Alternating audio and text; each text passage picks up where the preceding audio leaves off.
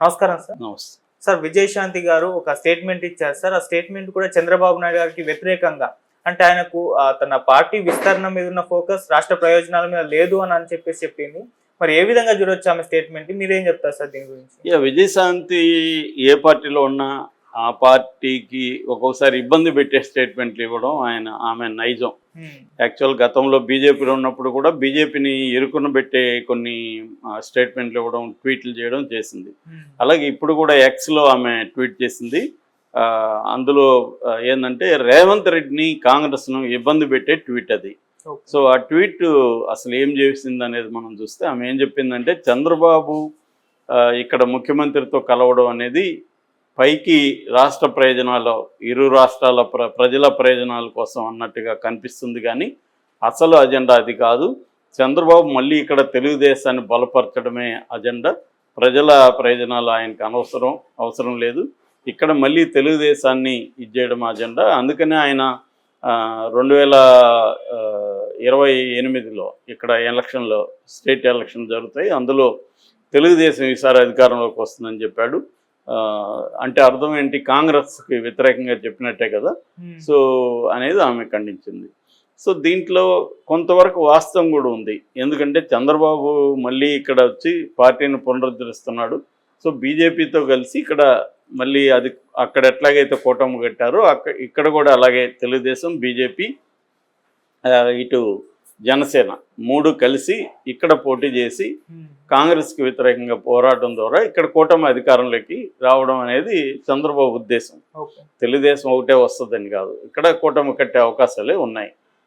ఎందుకంటే అప్పుడు ఛాన్స్ ఉంది ఇక్కడ. ఎందుకు బీఆర్ఎస్ కానీ ఈ లోపల తొక్కేస్తే కంప్లీట్గా కాంగ్రెస్కి మీద వ్యతిరేకత వస్తే ఆ వ్యతిరేకత అనేది బీజేపీ కూటమికి వెళ్తుంది, బీజేపీ నాయకత్వంలోని కూటమికి వెళ్తుంది.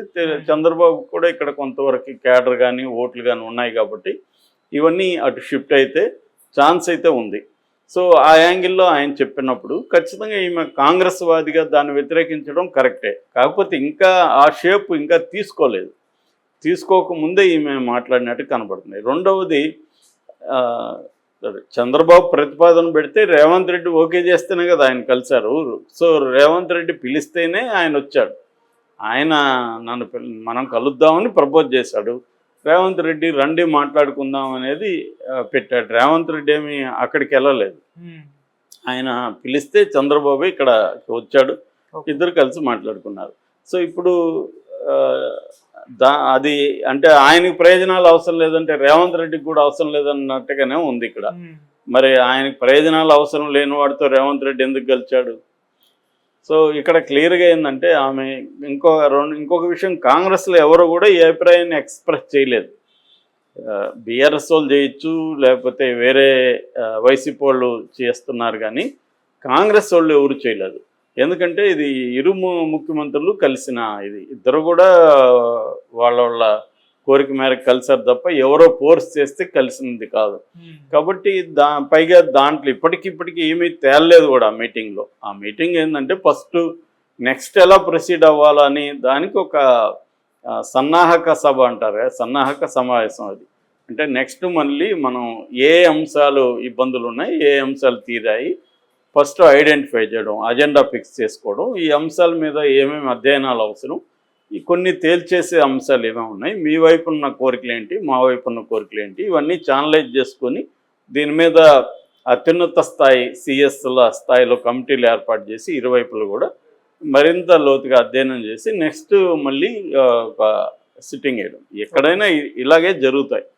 అందులో అదే జరిగింది. అక్కడ రాజకీయాలు మాట్లాడుకున్నారా లేదనేది ఎవరికి తెలీదు. దానికి అక్కడే మాట్లాడుకోవాల్సిన అవసరం లేదు. వాళ్ళు అనుకుంటే ఎక్కడైనా మాట్లాడుకోవచ్చు. అది పెద్ద విషయం కాదు. ఇవాళ ఇద్దరు రాజకీయ నాయకులు ఇద్దరు రాజకీయాలు మాట్లాడుకోవాలంటే ఈ ముఖ్యమంత్రులే సమావేశం అవ్వాల్సిన అవసరం లేదు. కాబట్టి అదొకటి. రెండోది, చంద్రబాబు నాయుడు ఒక తెలుగుదేశం పార్టీగా ఆయన ఏ రాష్ట్రంలో అయినా వాళ్ళది జాతీయ పార్టీని, వాళ్ళకి జాతీయ పార్టీ రికగ్నైజ్డ్ కాకపోవచ్చు, కానీ తను జాతీయ పార్టీగానే, లోకేష్ కూడా జాతీయ కార్యదర్శి కదా, జాతీయ పార్టీ అనే వాళ్ళు అనుకుంటున్నారు. ఆ రకంగా ఇక్కడ మళ్ళీ పార్టీని పునరుద్ధరిస్తే తప్పేం లేదు. కాకపోతే ఏంటంటే అతను చంద్రబాబు ఆ కార్యకర్తలను ఉత్సాహపరచడం కోసం ఖచ్చితంగా మాట్లాడతారు. మళ్ళీ మనమే అధికారం. నిన్న రేవంత్ రెడ్డి కూడా షర్మిల 2029లో ముఖ్యమంత్రి అని చెప్పాడు. అదేమన్నా సాధ్యమా? అసలు 2% కూడా ఓట్లు లేదు. కానీ రాజకీయాల్లో ఏదైనా సాధ్యం కావచ్చు రేపొద్దున.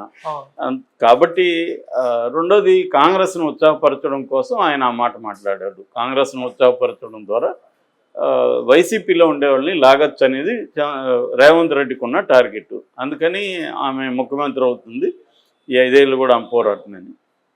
కానీ ఆమె ఈ 5 ఏళ్ళు బీజేపీ ప్రభుత్వానికి వ్యతిరేకంగా పోరాడే పరిస్థితి ఉందా? అదే మీటింగ్లో వైఎస్ఆర్ విగ్రహాలనే ఖండించలేదు, విగ్రహాల ధ్వంసాన్ని ఖండించలేదు ఆ మీటింగ్లో ఎవరు కూడా. రేవంత్ రెడ్డి కూడా ఖండించాలి కదా, ఖండించలేదు. అంటే వైఎస్ఆర్ పట్లే వాళ్ళకి పెద్ద సీరియస్నెస్ లేదు.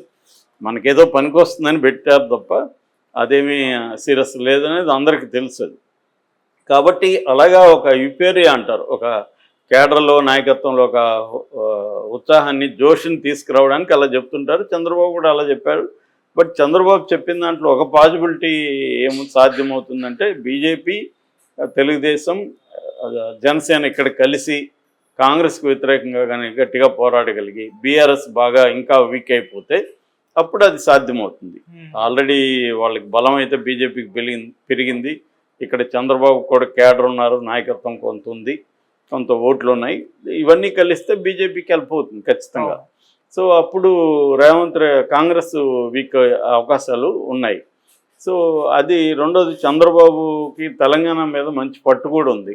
ఇక్కడ సమాజం మీద కావచ్చు, ఇక్కడ రాజకీయాల మీద పట్టు ఉంది.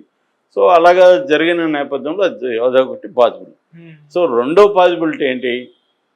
రెండో పాజిబిలిటీ బీఆర్ఎస్ చెప్పే పాజిబిలిటీ. బీఆర్ఎస్ ఏం చెప్తుంది? రేవంత్ రెడ్డి షిండేగా మారుతాడు రేపు పొద్దున. షిండే అంటే ఎవరు? మన మహారాష్ట్రలో ఉన్న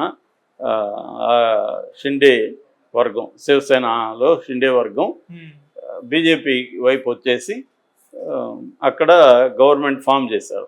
అలాగా రేపొద్దున బీఆర్ఎస్ ఖాళీ అయ్యేంత వరకు బీజేపీ ఏం ఆలోచిస్తూ ఉంటుందంటే, మాకు వద్దు, కేసులు ఉన్న వాళ్ళు ఎవరిని మేము చేర్చుకోం, ఎవరన్నా వచ్చేట్టుకుంటే రిజైన్ చేసి రండి, ఇవన్నీ కథలు చెప్తుంది. ఈ కథలని ఎందుకు అంటున్నానంటే, బీజేపీకి ఏదో మిగతా చోట్ల మోరల్స్ ఉన్నట్టు, వాళ్ళు ఎవరు కేసులు ఉన్న వాళ్ళని చేర్చుకున్నట్టు దేశవ్యాప్తంగా ఆ పాలసీ ఏం లేదు కదా, ఎవరు వచ్చినా చేర్చుకున్నారు కదా. ఇప్పుడు అంతెందుకు, అదే చంద్రబాబు కేసులు లేవా, ఆయన్ని ఎన్డీఏలోకి పిలవలేదా? సో ఇలాగా అనేక సందర్భాల్లో ఉన్నాయి. మరి కేసులు ఉన్న వాళ్ళతో మీరెలా పొత్తు పెట్టుకుని అధికారంలోకి వచ్చారా? కాబట్టి వాళ్ళు ప్లాన్ ఏంటంటే బీఆర్ఎస్లో ఉన్న వాళ్ళందరూ కాంగ్రెస్లోకి వెళ్ళిపోయి బీఆర్ఎస్ వీక్ అయితే అప్పుడు మనం ఆ ప్లేస్లోకి మనం వద్దాం అనేది బీజేపీ ప్లాన్. ఇప్పుడు బీఆర్ఎస్కి కంప్లీట్గా 39 మంది ఉన్నారు. అందులో ఒక ఉప ఎన్నికల్లో ఒకరిని కోల్పోయారు, 38. అందులో 7 పోయారు, 31 ఉన్నాయి. 31లో కూడా 5 మంది నిన్న వెళ్ళి చంద్రబాబును కలిశారు. సో ఆ రకంగా బీఆర్ఎస్ పార్టీని కంప్లీట్గా ఖాళీ చేయించేసి బీఆర్ఎస్ని అఫిషియల్గా మెర్జీ చేసేస్తే కాంగ్రెస్లోకి, సో కేసీఆర్ అండ్ బ్యాచ్ ఒంటరి అయిపోతారు. అప్పుడు బలహీన పడిపోతుంది. అవసరమైతే కేసీఆర్ని, కేటీఆర్ని, హరీష్ రావుని కూడా జైల్లో పెట్టేయచ్చు. సో అప్పుడు పార్టీని నడిపేవాళ్ళు ఎవరు ఉండరు అనేది ఒక స్ట్రాటజీ బీజేపీకి. సో ఇదంతా అయినాక రేవంత్ రెడ్డి, చంద్రబాబు కలిసి ఒక డీల్ కుదుర్చుకుంటారు బీజేపీతో. అదేంటంటే రేవంత్ రెడ్డి కాంగ్రెస్ని గెలిచిట్టు వస్తాడు. సో రేవంత్ రెడ్డి ముఖ్యమంత్రిగా తెలుగుదేశం, బీజేపీ, కాంగ్రెస్ తేలిక వర్గం ప్లస్ జనసేన నలుగురు అనమాట. నలుగురు కలిసి రేవంత్ రెడ్డి ఆధ్వర్యంలో ప్రభుత్వం ఉంటుంది అనేది ఒక వైల్డ్ పాజిబిలిటీ. ఇది సాధ్యమా అంటే సాధ్యమే, రాజకీయాల్లో ఆల్రెడీ సాధ్యమైనాయి కదా. సో అలాగా అనేది బీఆర్ఎస్ చెప్తుంది. ఇప్పుడు చంద్రబాబు కూడా కలవడం వల్ల ఈ వాదనకి మరింత పట్టు పెరిగింది. అందుకే మొన్న ఎవరో పోస్ట్ పెట్టారు, కేసీఆర్కి చంద్రబాబు వచ్చి పాలు పోస్తున్నాడు, చంద్రబాబు రావడం వల్ల కేసీఆర్ మళ్ళీ సెంటిమెంట్ని రగిలించగలుగుతాడు అనేది చెప్తున్నారు. అది కొంతవరకు పాజిబుల్లే. ఇప్పుడు ఈ థియరీని కానీ ముందుకు తీసుకెళ్ళగలిగితే కొంతవరకు పాజిబుల్.